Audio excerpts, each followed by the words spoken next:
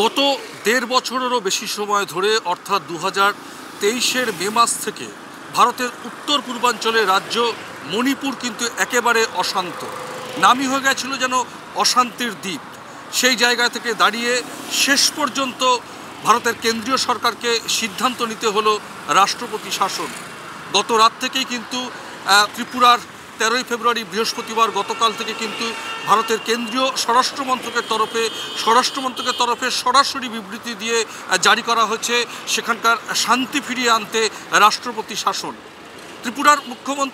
মণিপুরের মুখ্যমন্ত্রী বীরেন সিং গত 9 ফেব্রুয়ারির আগে নয়াদিল্লিতে এসে ভারতের স্বরাষ্ট্রমন্ত্রী অমিত শাহের সঙ্গে দীর্ঘ সময় বৈঠক করেন এবং যেটা সূত্রের খবর যে ভারতীয় জনতা পার্টির সর্বভারতীয় সভাপতি জেপি নাড্ডার সঙ্গে বৈঠক করে যে দীর্ঘ সময় যে অশান্তির পরিবেশ তৈরি হয়েছিল, প্রায় 250-এর বেশি খুন হয়েছে এই গত দেড় বছরের বেশি সময় ধরে, অগ্নিসংযোগ, খুন, গুলি চালানো, ভাঙচুর, মুখ্যমন্ত্রীর বাড়ির সামনে আগুন দেওয়া।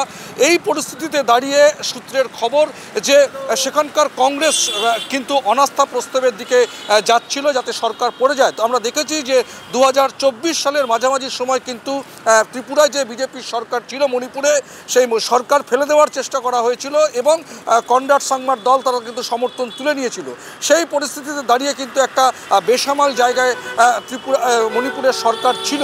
শেষ পর্যন্ত জেপি নাড্ডা এবং অমিত শাহের সঙ্গে বৈঠক শেষে তিনি ফিরে গিয়ে মণিপুরের রাজ্যপালের কাছে গত 9 ফেব্রুয়ারি কিন্তু ইস্তফা দিয়েছিলেন এবং শেষ পর্যন্ত দেখা গেল যে সেখানকার রাজ্যপাল গত কয়েকদিন আগেই যে রিপোর্ট দিয়েছে রাষ্ট্রপতির কাছে, সেখানে বলা হয়েছে সাংবিধানিক শাসন এই মুহূর্তে মণিপুরে কোনোভাবেই বলবৎ করা যাচ্ছে না, যেটা প্রযোজ্য নয়। সেই জন্যে এই যে জাতি দাঙ্গা, মেইতি এবং কুকি গোষ্ঠীর মধ্যে যে জাতি দাঙ্গা, হিংসা, যে এত মানুষের প্রাণ যাওয়া, একেবারে অশান্ত মণিপুর, সেই মণিপুরের অশান্তির আঁচ কিন্তু উত্তর পূর্বাঞ্চলের অন্যান্য রাজ্যেতেও পড়ছিল এবং শোনা যাচ্ছিল যে ভারতের উত্তর পূর্বাঞ্চলের রাজ্যগুলোকে অশান্ত করতে বিদেশি মদত থাকতে পারে। সেই জায়গায় দাঁড়িয়ে আমরা দেখেছি অতীত দিনেও ভারত সরকার কিন্তু ঐক্যমতের ভিত্তিতে কিন্তু তাকে দমন করার জন্যে রাষ্ট্রপতি শাসন করে।